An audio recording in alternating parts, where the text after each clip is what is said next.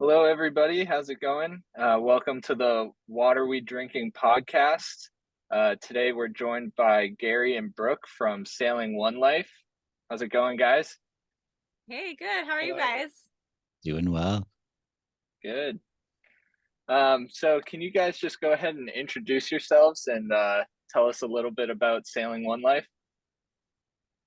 Sure. So we're Gary and Brooke, and we left Florida, the United States, in January 2020. So we decided to quit our jobs and sell our belongings by a sailboat without knowing how to sail. And take off and travel as far as we could go, I guess. We've been sailing for almost 4 years now. Yep. And we're currently in Samoa. Wow. So pretty far from where we've left off. I think it's about 15,000 miles that we've sailed. Yeah. Nice. And then Wow. so you started a YouTube channel along the way. Can you talk about kind of how that journey has been in documenting your journey from Florida to where you are now?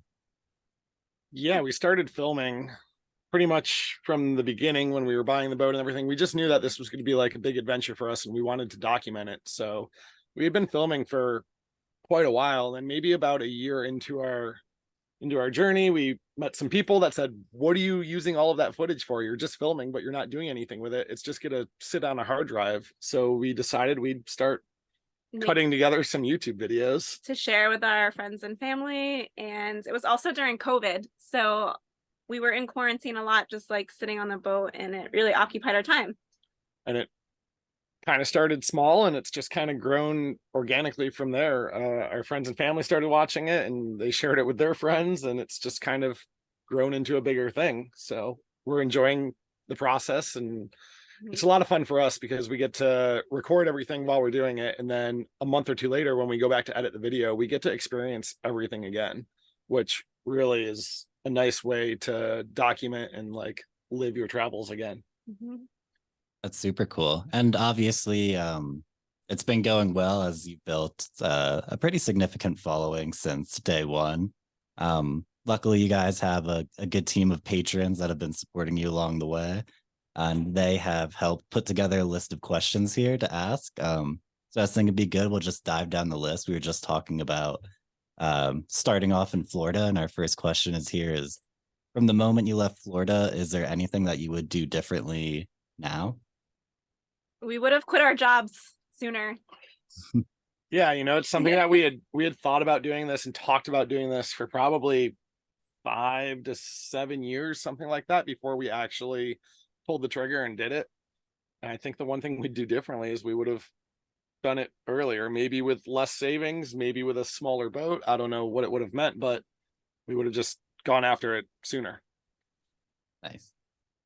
And ultimately, it seems like you have no regrets with the journey that it's been so far.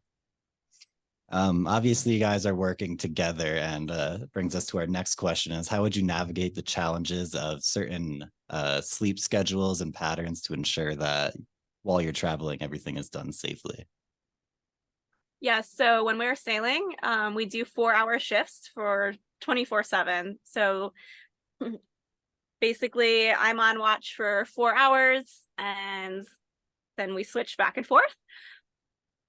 I don't know. It's pretty. Yeah, you pretty much need to have somebody paying attention while you're sailing at all times, right? You don't necessarily need to be driving the boat. We have an autopilot, but you need to be looking out for other traffic and watching the sails, watching the wind, make sure that everything's okay. So with just two people, it's a little more challenging. If you have more crew, then you can sleep a little more. But yeah, we do 4-hour shifts, and then we adjust it as we need to. If one person's feeling extra tired and one person's feeling good, then we just kind of flex our schedule around a little bit.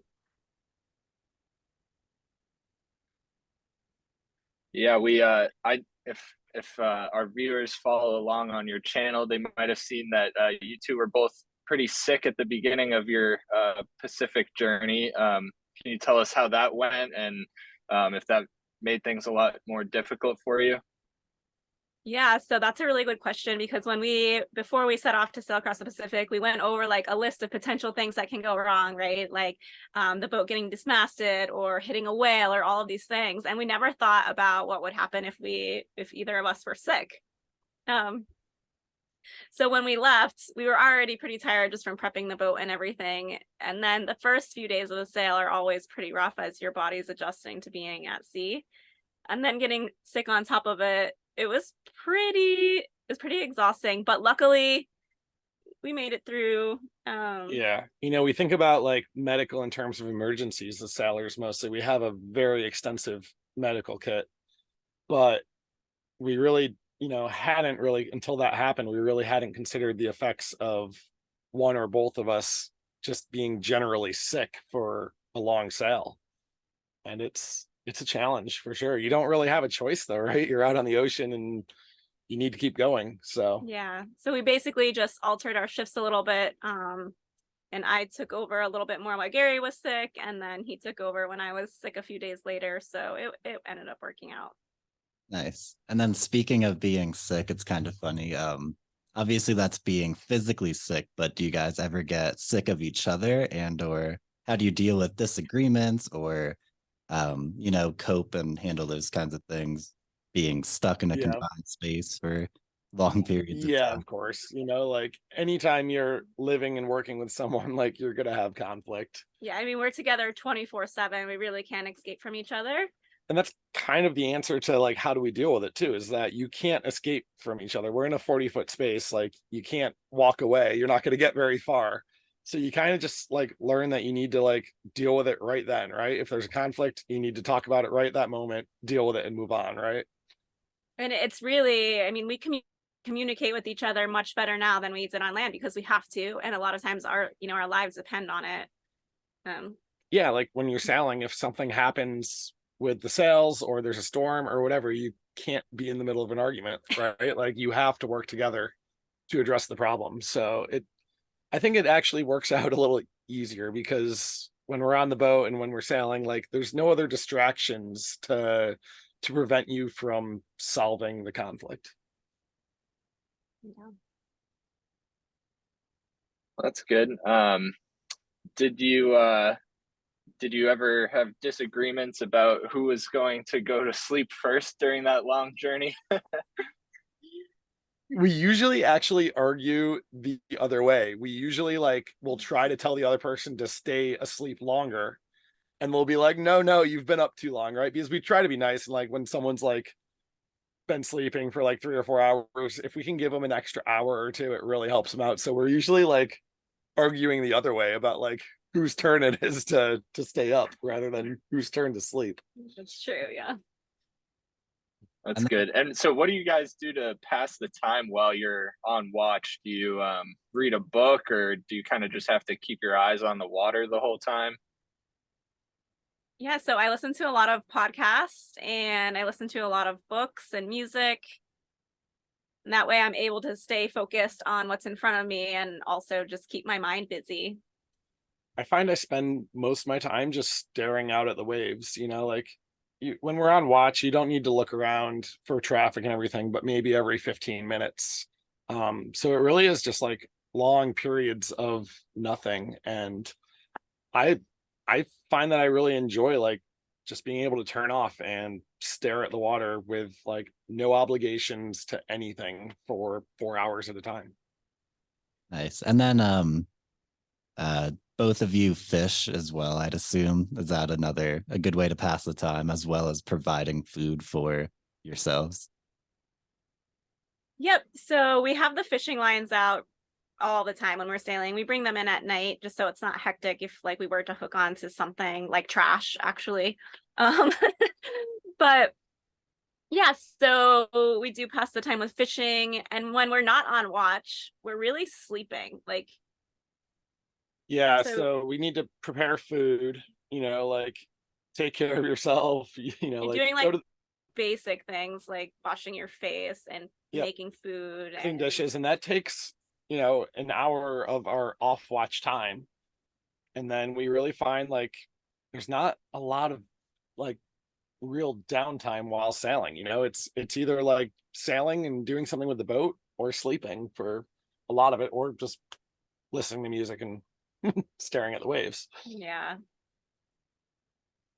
Nice. And then, Brooke, you had mentioned that you listen to podcasts and do some other things on the internet. For anyone that's tuning in, I'd imagine they're wondering how you connect to the internet while in the middle of the ocean. Are you guys able to talk about that topic real quick?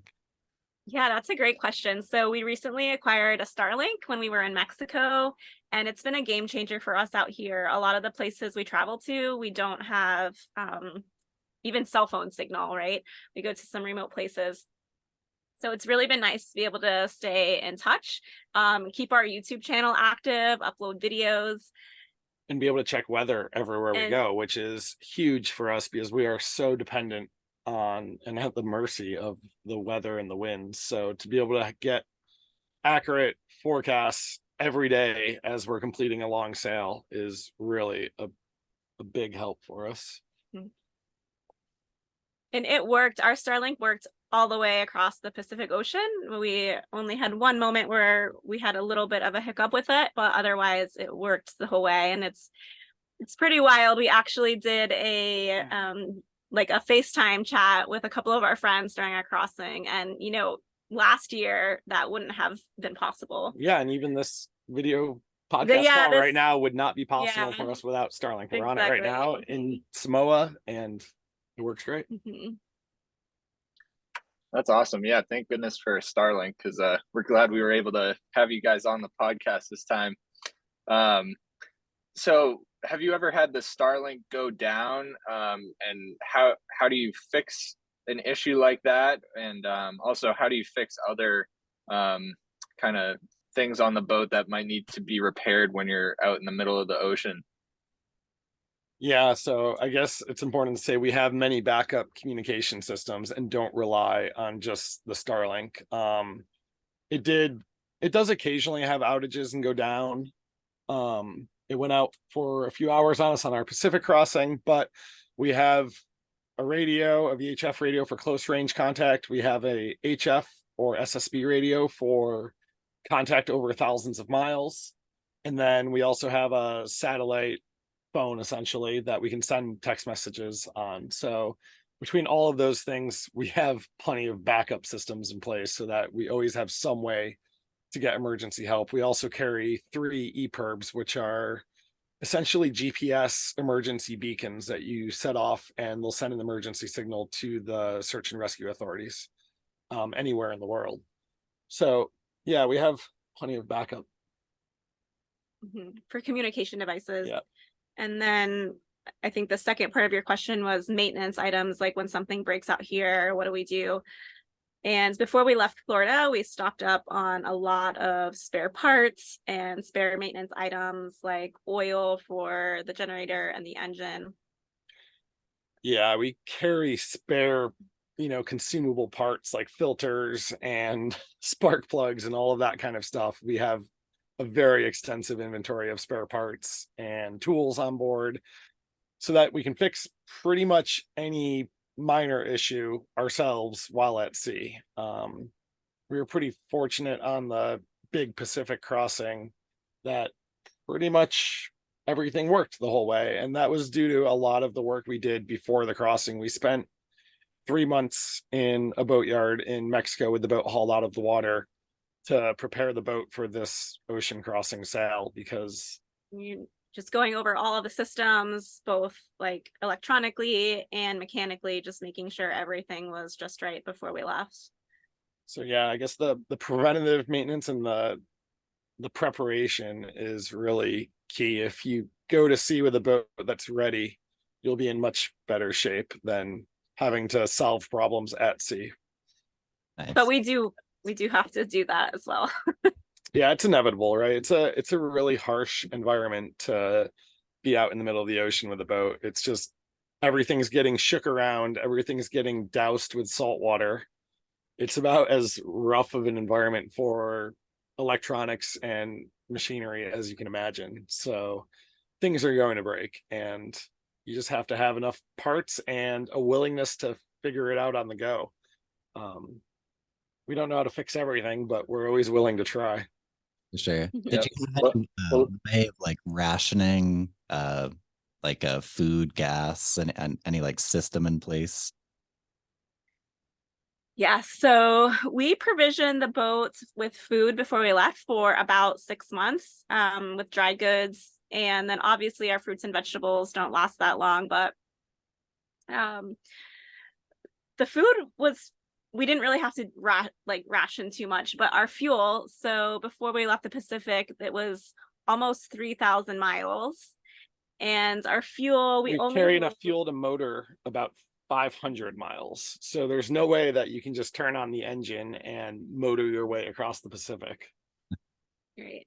So we really paid attention to how much fuel we were going to use and when we were going to motor and when we weren't. We were hoping for wind the whole way, but there's an area called the doldrums where the wind is known to slack off a bit. We actually were really fortunate and we had winds the whole way and we only ended up motoring about 24 hours, I think. Mm-hmm. So we arrived after 26 days at sea with still about a half a tank of fuel, I think. Yeah, but I guess to your question, yeah, if we had to monitor that more closely, we would have to take the risk, right? Like, do we go ahead and motor and hope that we get wind later, or do we sit here and drift and wait for the wind to fill in? No. I don't know what we so would have done. how does the speeds compare if you're motoring versus just relying on the winds? Yes, we can motor at about the same speed we can sail. Okay. We can motor at about 6 knots. That's like 6.5 miles per hour if you don't know knots. But and then when we sail, it depends on the wind speed and the wind direction, how fast we can sail. But between 5 and 7 knots typically. So it's about the same, but it's much more comfortable to sail than motor, just the motion of the boat. Yeah, it turns out that motoring is actually one of the least comfortable ways to get around unless there's zero wind and the seas are completely flat. If there is wind, it's way more comfortable to have the sails up because the wind pressure on the sails acts as a big damper, which keeps the boat from rocking more. So it generally is more comfortable to sail. Mm-hmm. Then we have a question here. We're talking about the Pacific Ocean crossing. If anyone has watched your videos, they know you guys made some upgrades to the boat before going. Is there any pieces of equipment or any of those upgrades that were extremely helpful or useful along the way? Yes, absolutely. So our autopilot, we installed a new autopilot in Mexico. And with just 2 people on board, we really depended on that.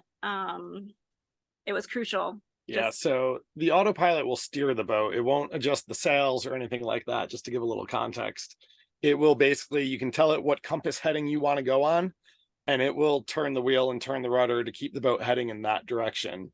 And that's a big difference for us with just 2 people on board, because to stand there at the helm and have to turn the wheel for 4 hours straight, and then, do that repeatedly day after day after day, 4 hours on, 4 hours off, is absolutely grueling. Brutal. We did it when we started sailing. We had a much smaller, weaker autopilot in the boat, and it broke on us pretty early in our sailing days. So we did a lot of sailing and a lot of multi-day sailing without an autopilot. And it's the difference between being well rested and happy and enjoying the sail, Mm-hmm. and kind of being worn out from just having to steer nonstop. I mean, you could imagine having to drive a car with a friend across the country without ever stopping, just switching seats on the go, and how awful that would be For 26 days. Yeah. Yeah, so at least with the autopilot, we can't take our hands away, and if we're on watch and we have to come down and grab a drink, we can do that or whatever. So autopilot, I would say, was our number 1, and number 2 would probably be, we installed a whisker pole. We knew that most of the sailing would be downwind. Yeah, we plan our long sails as downwind legs. So when you cross an ocean, you really don't want to be sailing upwind. It's just tough to beat into the wind and the waves for days at a time. So the general sailing routes around the world are all downwind to cross oceans. And when you sail downwind, a lot of times you need a good way to hold the sails out to the side to catch more air, because when you're sailing downwind, the sails are really just blocking the wind and pulling you downwind. Mm-hmm. So yeah, we installed a whisker pole, which is basically a big aluminum or carbon fiber pole that you extend out from the mast, and it sticks out and holds the sail out and makes it pretty hands-free for going downwind. It makes it a whole lot easier. Yeah, and we probably use that for 70% of our sail across the Pacific. Wow. It's huge. Mm-hmm. How much longer do you think it would have taken you if you hadn't installed that, or would it just have taken the same amount of time, just been more difficult on the two of you? For the sail, it would have taken a couple extra days probably, because we would have had to tack back and forth to make our way. Yep. With the whisker pole, we were able to set a course downwind and hold it, where without it, we would have had to, tack back and forth, and it would have added hundreds of miles. Probably a couple days difference over that long of a sail. Yeah. So another one of our questions that came from one of your patrons was, did you have any specific goals that you aim to achieve during your passage, beyond just reaching French Polynesia? I mean, just to survive. Yeah, just surviving. Yeah, right? just survive. I mean, just surviving and not breaking anything, right? Like, it's the real challenge of sailing across an ocean is just to get there in one piece and not, break anything major along the way. So a lot of our time was spent just taking it easy, and also like being really diligent around the boat of things like wear and chafe. So like when you're sailing for that long continuously, the lines that control the sails can start to wear on points where they touch things. And we would every day, sometimes multiple times a day, just kind of walk around the boat and inspect everything to see what was wearing out and if we could move or adjust things so that that wouldn't happen. I don't know. It's like goals. We had goals. We thought we would learn French. Yeah, we had a lot of goals. We wanted to learn French since we were headed to French Polynesia. That ended up not happening because when you're only sleeping for, a total of 8 hours, but in 2-hour increments throughout a 24-hour period, you don't really want to learn anything new. You can't focus on learning something new, right? Yeah. If we had more crew, I think, and longer sleep periods, then I think our brains would have been a little more able to consume and digest something like that. But yeah, I had a lot of goals of editing a lot of footage. I wanted to put out, a lot of episodes and things like that. But again, the motion of the boat, you can't edit it when the boat's rolling. And, like this microphone would have been on the floor, and it's just, it's not possible really. Yeah, you kind of just succumb to the fact that the boat's motion is so much because you're out in the middle of the Pacific Ocean, and trying to be productive just it doesn't really matter. You just need to accept that, like, for those 26 days you don't have obligations, and you just need to be in the moment. Just be in the moment, sit there and stare at the waves, and it's okay. Did you guys have a target of 26 days, or did it just happen to take 26 days? Just happened to take 26 days. Yeah, so we know that we can generally cover at least 100 miles a day. Some days, on really good days, we'll do 150 miles. On bad days, we'll do less than 100 miles. It depends on the wind, right? But looking at the sail, it was like 2,800 miles point to point. And then with some, you never can sail straight towards your destination, of course, right? The wind kind of always dictates that you sail in a slightly different direction than you want to go. So we probably sailed, I think, over 3,000 miles to do it. Yep. And at a little over 100 miles a day on average, that came out to 26 days. Mm-hmm. Did you plan for more or less, or did you like say, well, this is going to take at least X amount of time or anything like that? Yeah, we thought it would take between 3 to 4 weeks. Okay. 3 weeks being, fast. as fast as possible, and then 4 weeks more on the slow side. But we know boats that it's taken them closer to 6 weeks. So it really depends on the conditions once you get out there. And it depends a lot on the boat that you're sailing too. There are, bigger sailboats are faster. Catamarans tend to be faster. Smaller monohulls are the slowest. So yeah, we know people that have done that crossing in 19 days. And we know people that have done it in 40 days. So yeah, it varies greatly. That's one of the things about sailing is you don't really know how long it's going to take you to get somewhere. Even on a shorter sail, even if it's like a day or two sail, it might take longer. For example, we left recently to sail from French Polynesia to the Cook Islands, and it was only a little over 500 miles. So we thought it would take us like 5 days, but we got out there and there was no wind. It was just completely flat, calm, no wind for about 3 to 4 days straight. So we dropped our sails and we just sat there and we drifted and bobbed around for days at a time. And this kind of goes back to like conserving our fuel. So at that point, we only had a half a tank, and we knew it would be like 1,000 more miles before we were able to get somewhere that had fuel. So instead of motoring and using our fuel, we decided to drift and wait for wind. Yeah, we didn't have enough fuel to motor to where we needed to get to. So you have to sail. And if there's no wind, you sit there and you bob around. It is what it is. It ended up taking us 9 days instead of the 5 that we were expecting. So when you're bobbing around, are you not moving whatsoever? Or are you kind of at the mercy of the ocean currents? How's that work? Exactly. We're at the mercy of the current.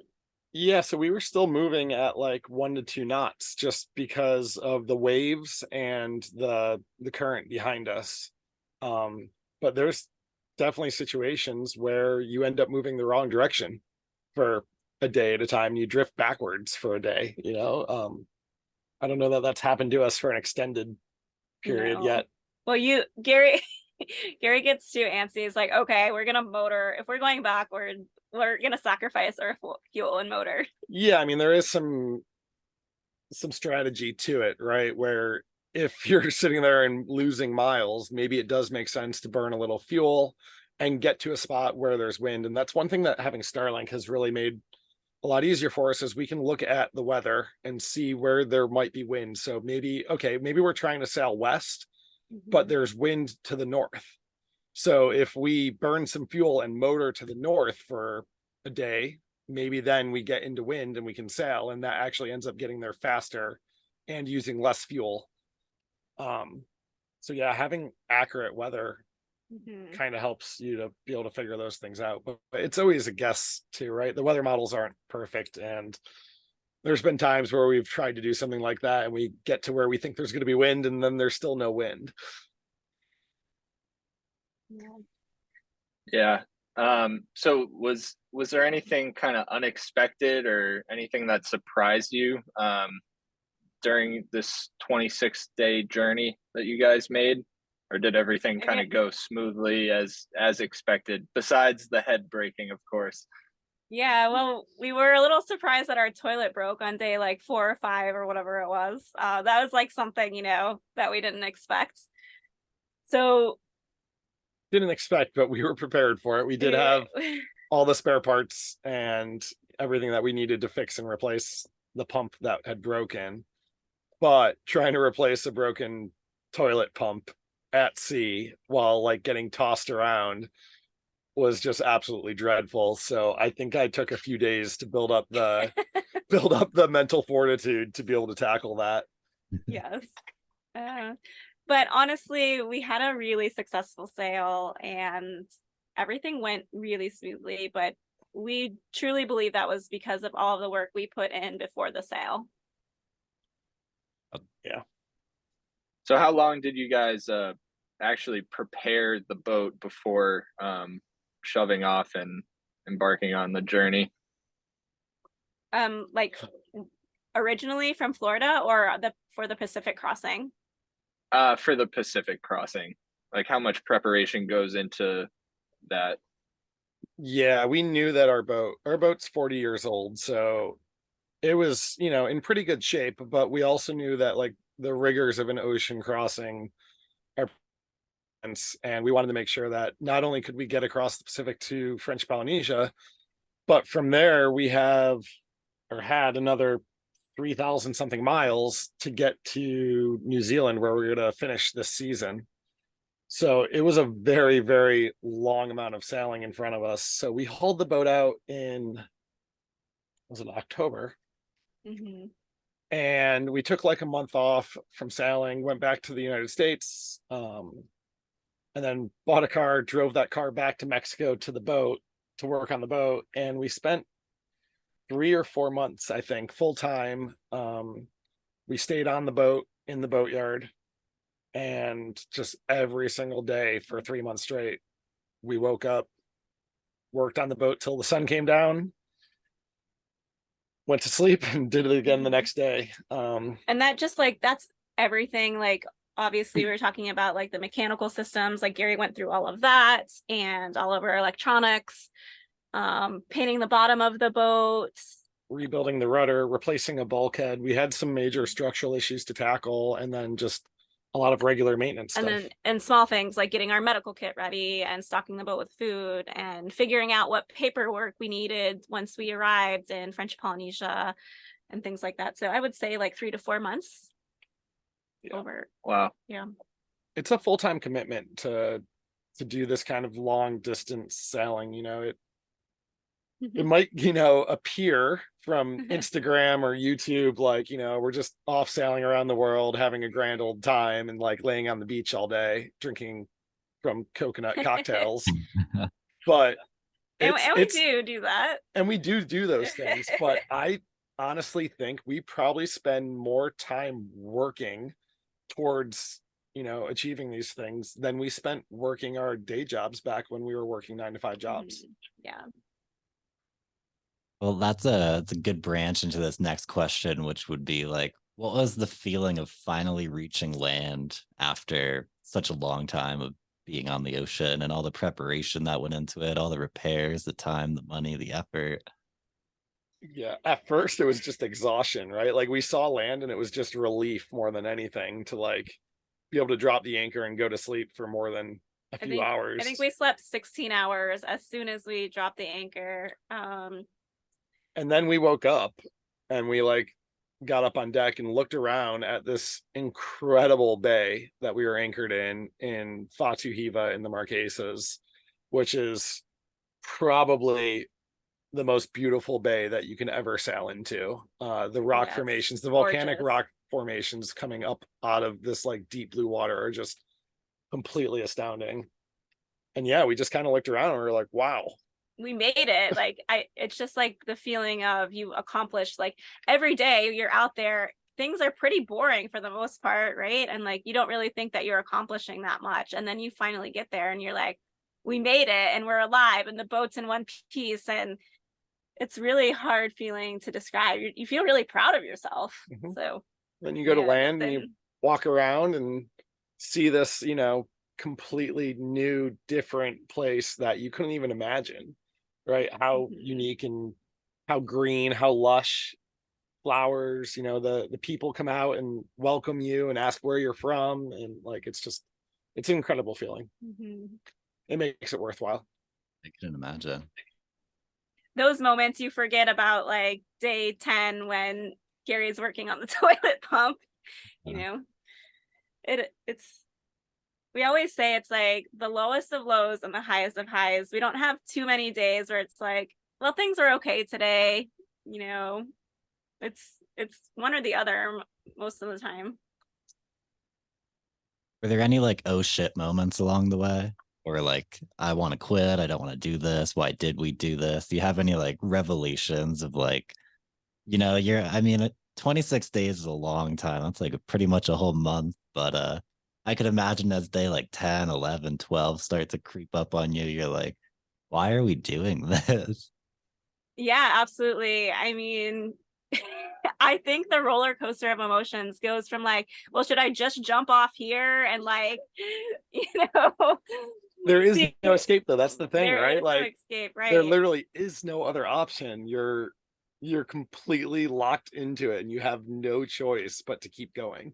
Yeah, so there's definitely moments of like, what are we doing? Like, I could be home in air conditioning, watching Netflix, having a glass of wine, and instead I'm curled up in the fetal position, rolling around on the ocean and like can't eat. And this really sucks. And I don't know if I want to do this. Maybe we should sell the boat. Maybe we should buy a catamaran. Maybe we should sell the boat or buy a bigger boat, thinking that that will be like more comfortable or something, right? But yeah, no, I mean, it's a wide range of feelings for sure. And even on our shorter sails, so far this year we've spent 25% of our nights at sea, and it really, it catches up to you. And on our way here to Samoa, I was like, I need a break. I like need to be at a dock. And the exhaustion is real. I mean, that's 25% of our nights without even like a relatively good night's sleep, right? And then there's plenty of nights on anchor that we don't get a good night's sleep either because the weather's bad, and there's nights where we have to kind of like stay awake just to make sure that like the anchor isn't gonna drag and there's reef behind us, and like there's definitely a lot of sacrifices in terms of sleep. And after a year to 18 months, we find ourselves pretty worn out and needing to take a couple months off the boat or just not sailing. So we did that when we hauled the boat out in Mexico. We went back to the United States for a month and traveled around, visited friends and family. Mm-hmm. And then when we get to New Zealand at the end of this season, we plan to do the same thing. We'll put the boat at a dock there, and maybe we'll buy a car there and drive around New Zealand for a few months and just kind of, take a break, get some variety, because too much of the same thing, while it's incredibly rewarding, it also does wear on you, right? You need some sort of balance. Sure. And then yeah, that makes total sense. And one of your patrons was wanting to know a little bit more about your backgrounds and how your careers might have helped shape you for this lifestyle. Did your previous jobs kind of impact you at all before you made the transition to life on the water? Yeah, definitely. Gary's more so than mine. I don't know that that's true. I worked as a mechanical engineer, and of course that's hugely beneficial for maintaining and fixing all of the systems on a boat, right? Like our boat is basically a city on its own. We have to make our own electricity via solar or a generator. We have to make our own water with a water maker. We have a plumbing system. We have an electrical system. We have navigation systems. We have radios. We have an outboard for our dinghy. There's just a lot of systems. Yeah, there's so many systems that need regular maintenance and repairs, right? So of course having an engineering background is a huge help for that kind of stuff. But I think Brooke will downplay her background a little bit, but I think it's my actually background extremely beneficial. Yeah, my background is in finance, and obviously I'm really into budgeting and seeing where we spend our money. And that's really helped us get this far. So we've been doing this for almost 4 years, and just seeing where our money goes and where we can cut back and how to maintain this lifestyle for a while is super helpful. And the other thing, we have to do a lot of paperwork out here. And when you fly into a new country and you go through customs and immigration, they do that all for you at the airport. But when you bring a boat in and you just, get to a new place, there's a lot of paperwork and insurance requirements and all of those things. And I feel like my background in just navigating like protocols and contracts has really helped me with that aspect. Yeah, when we show up at a place, we often have to go find customs. We have to go find immigration. We have to deal with a port authority. We have to deal with health officials and biosecurity officials sometimes. So it's a pretty complicated process. And then Brooke also does an unbelievable job of managing our food inventory and our provisioning. Yeah. She has a spreadsheet. She keeps track of how much we have of everything, where it's stored on the boat, because we have cans and rice and all sorts of stuff shoved in 20 different places, under the floors, in cabinets, all over the place. And Brooke keeps track of all of that. So when we get to a place with a big supermarket like here in Samoa, we don't have to dig out everything and figure out what we have left and what we need to replace. Yeah. She already has been keeping track of it, which I think her background in accounting and finance, I think our backgrounds complement each other nicely, because Gary can handle all of like the mechanical and electrical type stuff, and I can handle like the paperwork and the finances and stuff. They go together well. And to expand on your backgrounds, what made you, like, did they have any, like, where you guys grew up or where you're from that like directed you towards a path for like a boat? Because like you could have chose like van life or some way else to like travel the world, but like why'd you choose a boat, and specifically like a sailboat? Yeah, so we both knew that we wanted to travel, but we weren't sure how we wanted to do it. And we actually looked into van life, but we both really love the water. When we lived in Florida, we spent almost every weekend on the water. We had small power boats that we would take out, and we would go diving, we would go fishing, we'd go down to the Florida Keys and spend a week down there out on the water. So like we pretty much were in love with the water and just wanted to see the world on the water. But the way to do that, the way to travel doing that inexpensively, is a sailboat, right? Like with a power boat, yeah, you can get around, but you're not going to cross an ocean on a small power boat. It's just not really feasible or possible. You need a super yacht to do that.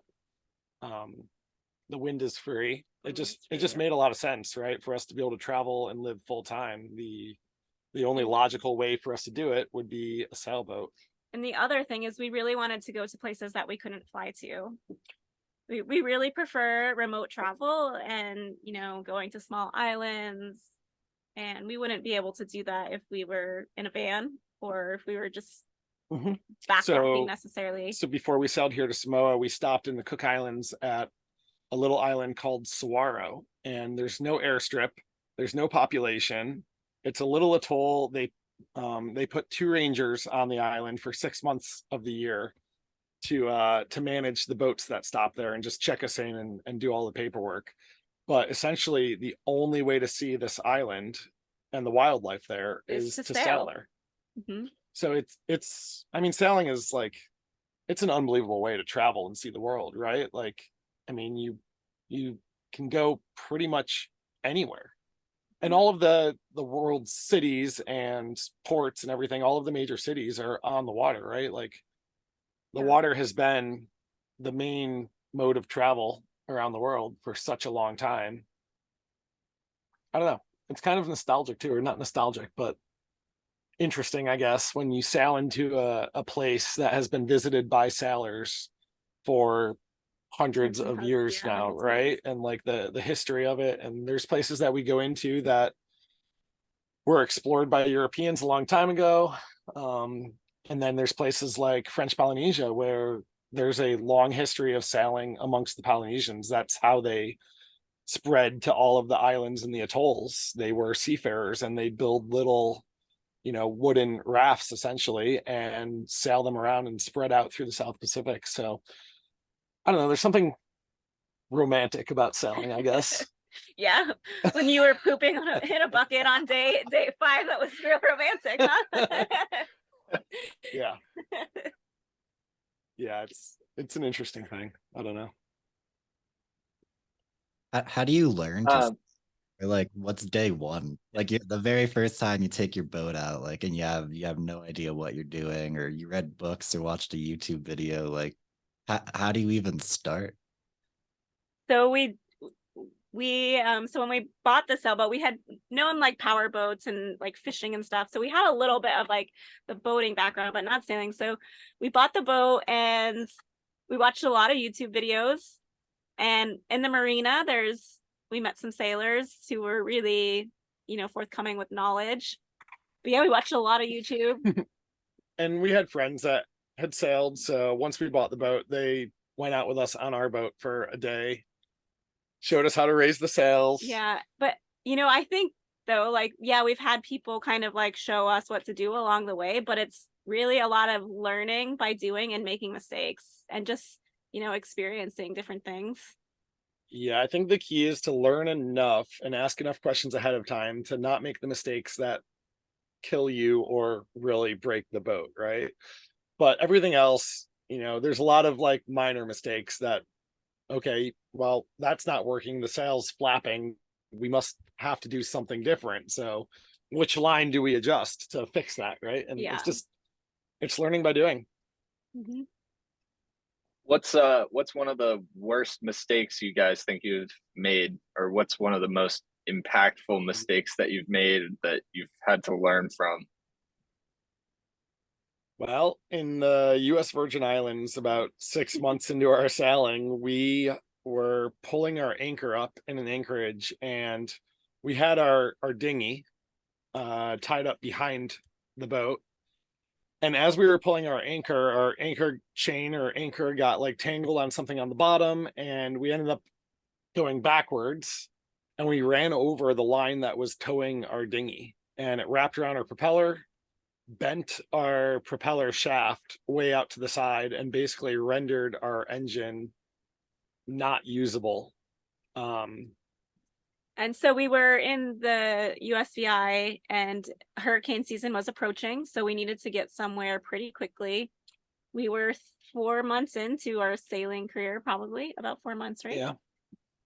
And So- we were pretty much without an engine, still figuring out how to sail. And we needed to get to Grenada to fix this issue, which was 400 miles away, about 4 days of sailing. And open ocean sailing with no engine, which is pretty useful for sailing, because a lot of times to adjust the sails, we need to turn on the engine and then like turn into the wind or turn away from the wind using the engine to make it easier to take in or put out the sails. And even coming in and out of like close harbors where you have to go in and maneuver around boats or docks or whatever and drop the anchor, like all of that, we weren't expecting to be without an engine that soon into our sailing career.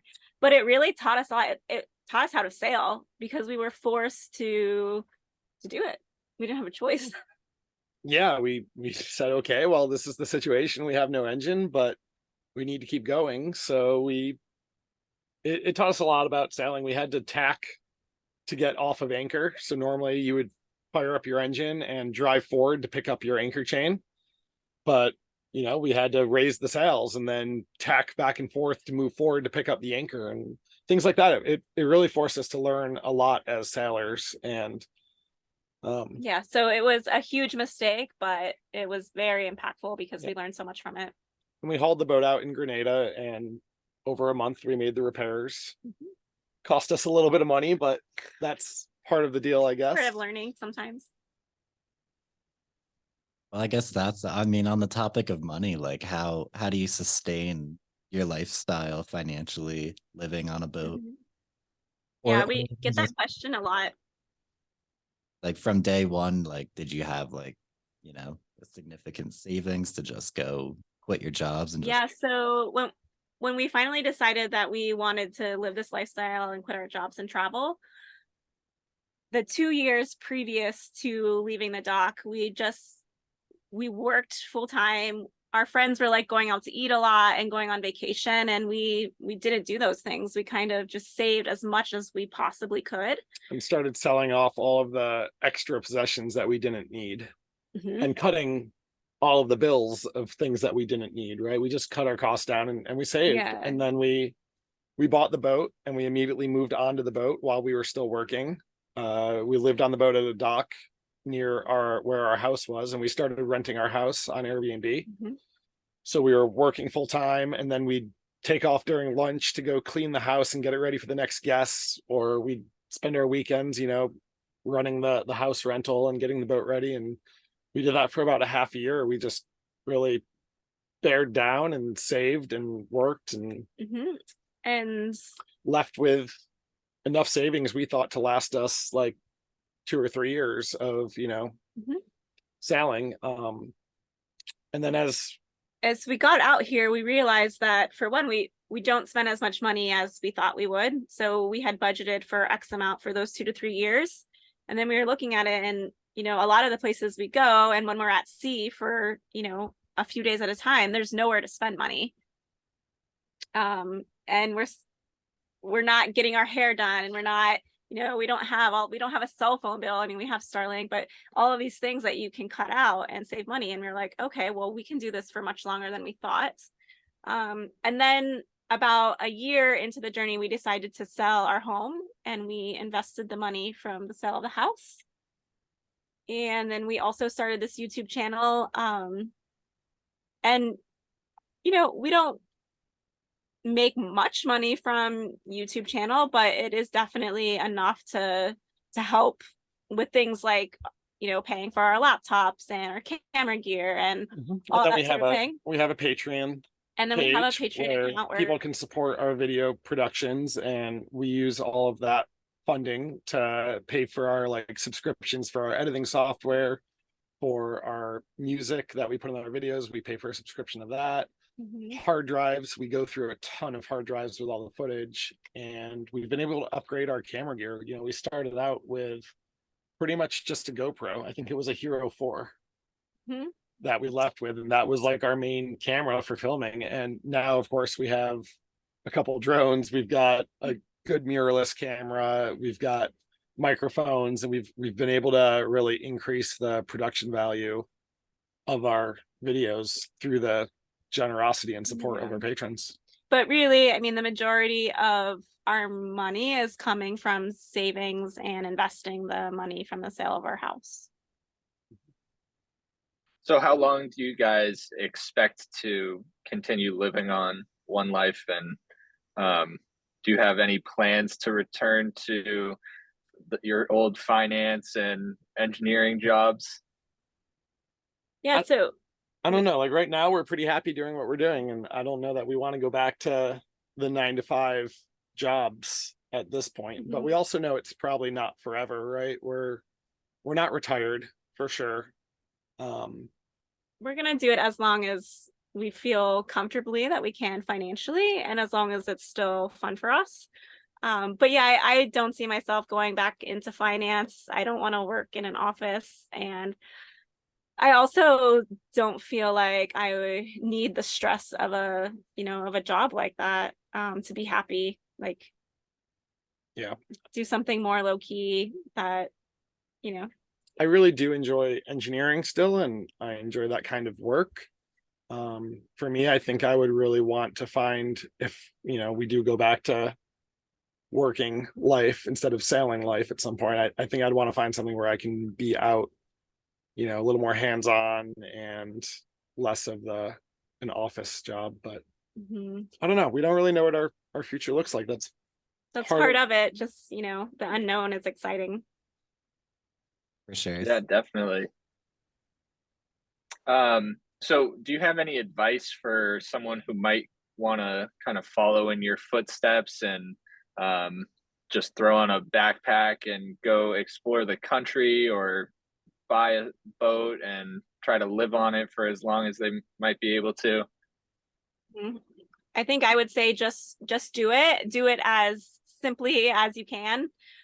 I think a lot of people are so worried about money, especially coming from the United States. I feel like our culture is very driven by money and that's success, but you really don't need a lot to travel and to be happy. And you can always go back. There's a very large fear of leaving the safety and the comfort of what and maybe the job that you have. And there's a big fear that if you leave that, you'll have nothing. But you can always find something new if you're willing to put in the work, and you're a person who goes out and gets things done and goes after things. I think that you'll be fine. So whatever you're thinking of doing, whether it's backpacking or traveling, or just maybe it's just a week-long trip somewhere that you've always wanted to do, I'm sure you can figure out a way to do it, right? There's people traveling on every budget. You do need some planning and some savings, and maybe it takes you a year to get to that point where you can do the the thing you're thinking of, but Mhm. just go for it. Yeah, I mean, out here, I think it's important to say that we see people on all different sorts of boats. And of course, there's people doing it on $1 million boats with no budget at all. And then there's people doing it on $5,000 boats with, very little, just, getting to the next place, right? Their only goal is to always just get to the next place. And we all have the same view. We're all enjoying the same thing. So yeah, I think just get out there and figure it out as you go. Absolutely. So if this is a question that we had written down, but if and when you go back to live on land, how would you live differently from previously? I think we'd live a lot smaller. A lot smaller. We had a pretty big house in lot more Florida, it was 4-bedroom house, and it was the house that we bought because it's we it's what you could, think that you and it's what you need. think you should do, right? Like and you're supposed to. and it was great. Like It's a nice it was great. place, We were and it was quite happy there and comfortable. everything, but I think Like, why do two people need a 4-bedroom house? Like that's absurd. Like, people in other places don't live that way, and you're like, well, why do you need all of these things? And it's because growing up, you're always like, oh, you need all of this stuff to keep you happy, and you really don't need yeah. it. So we would definitely live more simply.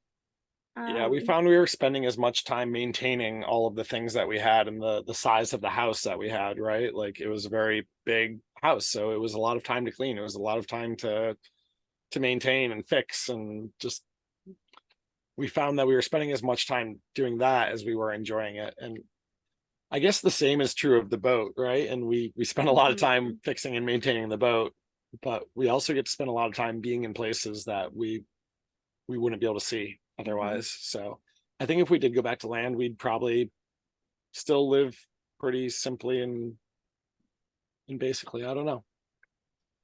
Yeah. It's tough to imagine.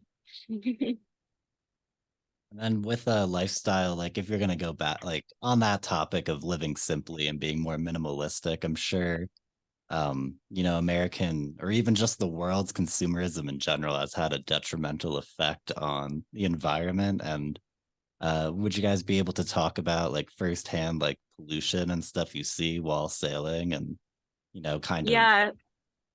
that aspect?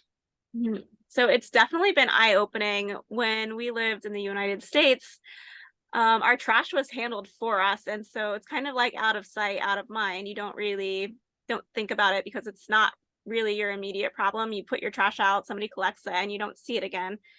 And you always hear about, oh, our oceans are filling with plastic and trash. And I knew it was a problem, but I was like, well, yeah.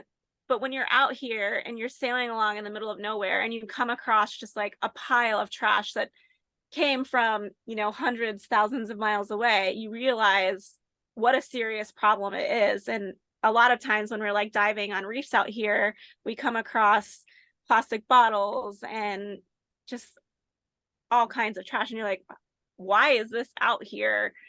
Yeah, we've walked on beaches on uninhabited islands, very remote places, hundreds of miles from any sort of civilization. And the beach is completely lined with plastic waste. It's bottles, it's toothbrushes, it's shoes, it's like all of these single-use plastics that end up in the water, and they end up somewhere, right? They don't go away. They just float until they wash up on a beach somewhere. And it's been really, like Brooke said, eye-opening to see how much there is. We've been in places like Panama where you could do a beach cleanup there, and then 2 weeks later you can go back to the same beach and you could organize another cleanup and do a cleanup in the same spot, because that much plastic and just waste ends up in the waters and back on the beach there. Yeah, it's really sad. And like I said, in living in Florida, I was guilty of not realizing it. I've like I said, I heard about it and knew it was a problem, I guess, right? But when you see it and you go into like a village that just has like piles of trash and plastic, you're like, wow, this is a massive problem. Yeah. And part of the problem is, people that live in these remote places, they do need goods, right? They need food, they need water, Clean water. clean water. They need these things. And the best way that we've figured out to get them these things is to produce it in places like the US, wrap it in plastic, and send it to them.